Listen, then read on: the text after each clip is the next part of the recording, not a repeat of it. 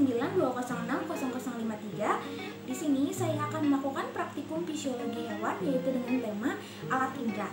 Nah, alat indera yang akan saya praktikumkan yaitu mata.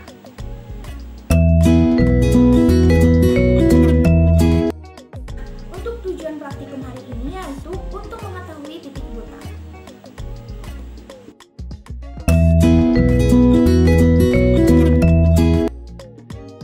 Alat dan bahan yang diperlukan, yang pertama ada penggaris, yang kedua ada spidol, dan yang ketiga ada kertas manila.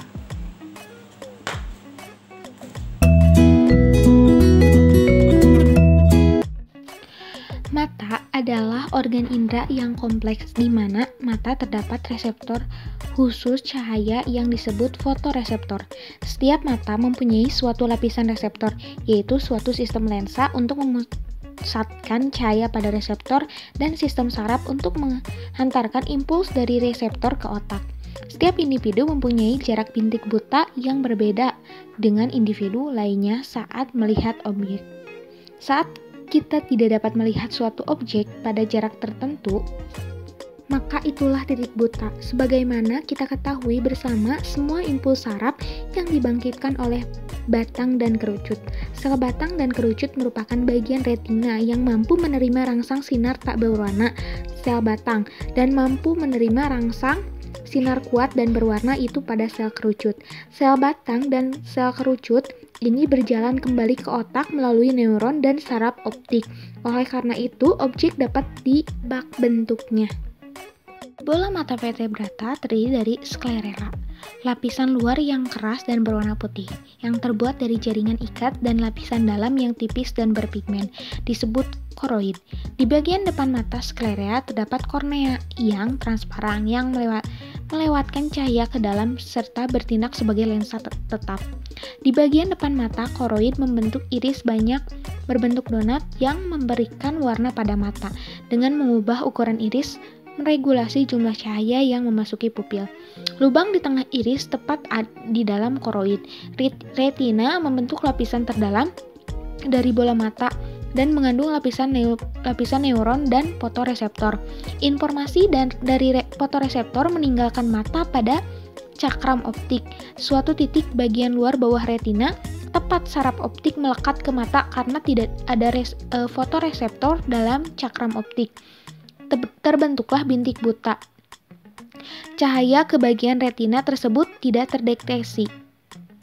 Nah, kita melihat suatu benda dengan dua mata, bayangan benda itu jatuh di retina mata kanan dan kiri pada titik-titik yang selaras. Lalu impuls-impuls dari titik itu diinterpretasikan di otak sebagai suatu bayangan. Bila satu mata ditekan, maka titik-titik selaras itu berhak posisinya, akibatnya kita akan melihat dua bayangan.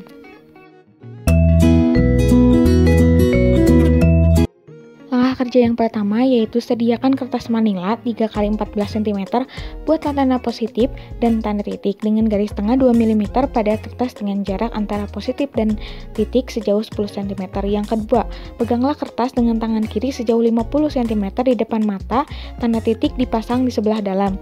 Yang ketiga, pusatkan pandangan mata kiri pada tanda titik dan mata kanan ditutup. Yang keempat, dengan mata kiri tetap berpusat pada titik, dekatkan kertas perlahan-lahan hingga tanda positif hilang dan tampak kembali. Ukurlah dan catat kembali dalam tabel pada jarak berapa tanda positif hilang dan pada jarak berapa pula tanda positif tampak kembali. Ulangi percobaan hingga 3 kali. Balikan letak tanda titik dan ulangi prosedur di atas dengan mata kanan juga sebanyak 3 kali. Kita bisa lihat untuk langkah yang pertama yaitu sediakan kertas manila 3x14 cm. Buatlah tanda positif dan tanda titik dengan garis tengah 2 mm pada positif dan titik sejauh 10 cm.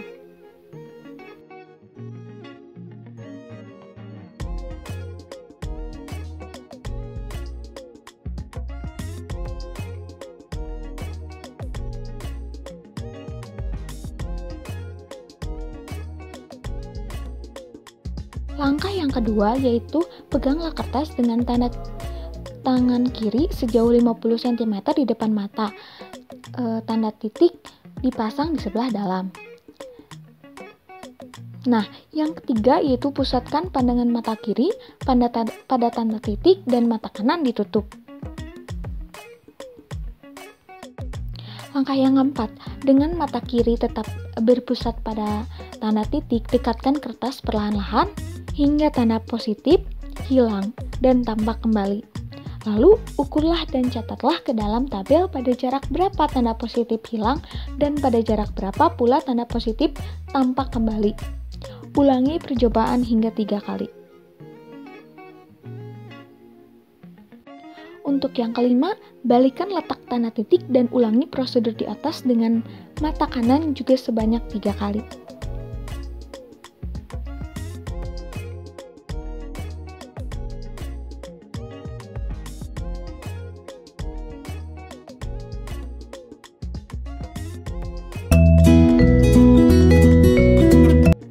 Nah, ini kita bisa lihat tabel hasil pengamatan dalam frekuensi percobaan 1, 2, 3.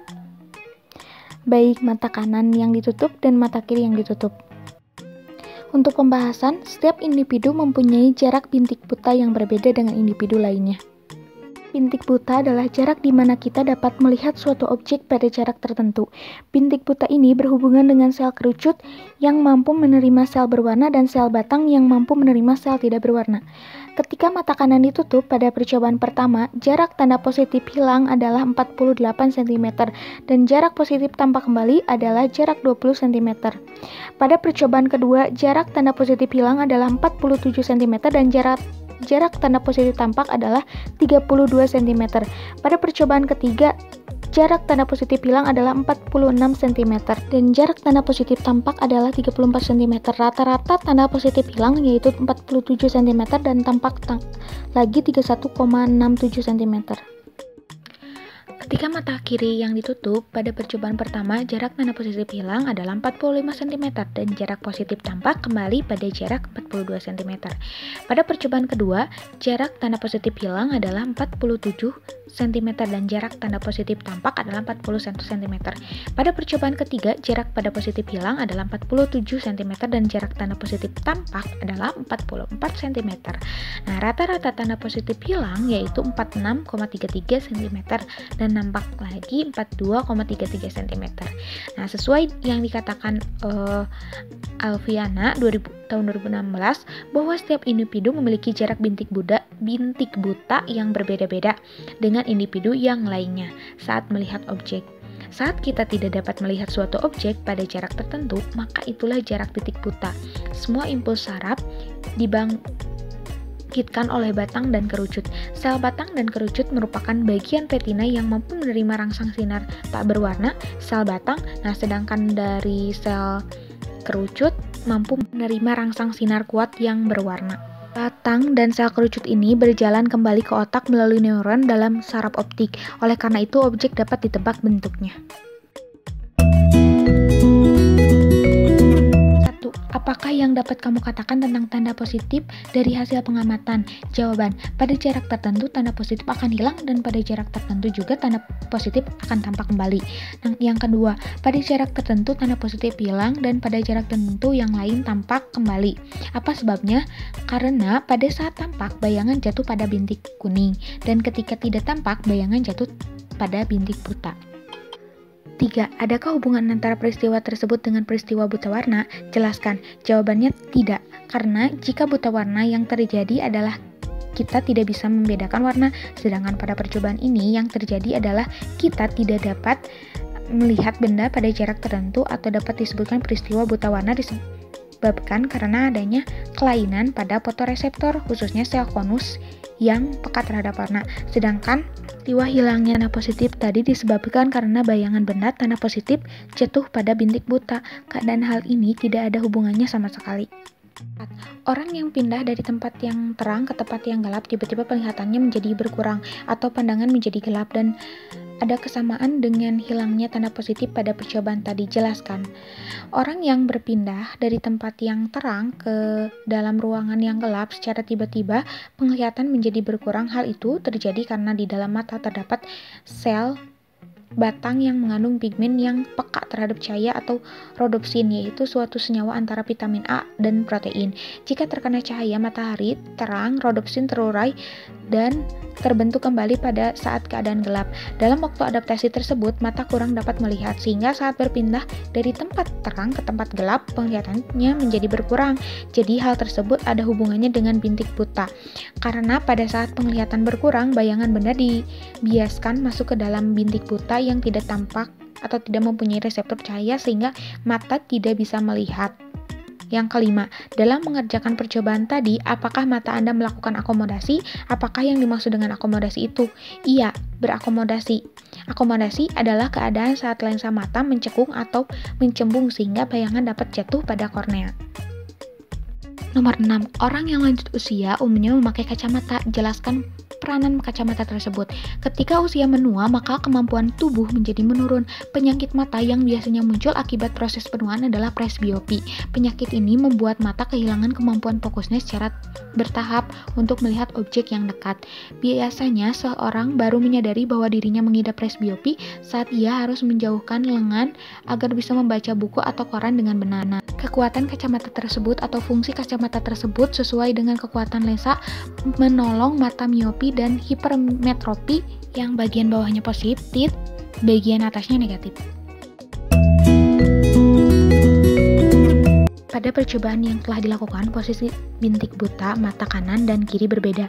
Pada jarak tertentu, benda terlihat, pada jarak tertentu juga benda tidak terlihat.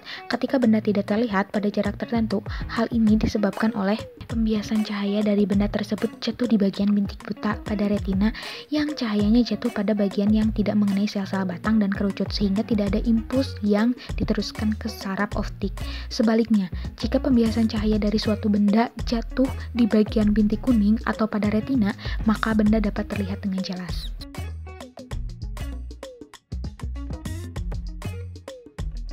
Terima kasih, mohon maaf apabila ada kesalahan. Wabillahi taufiq wal hidayah. Wassalamualaikum warahmatullahi wabarakatuh. Bye bye.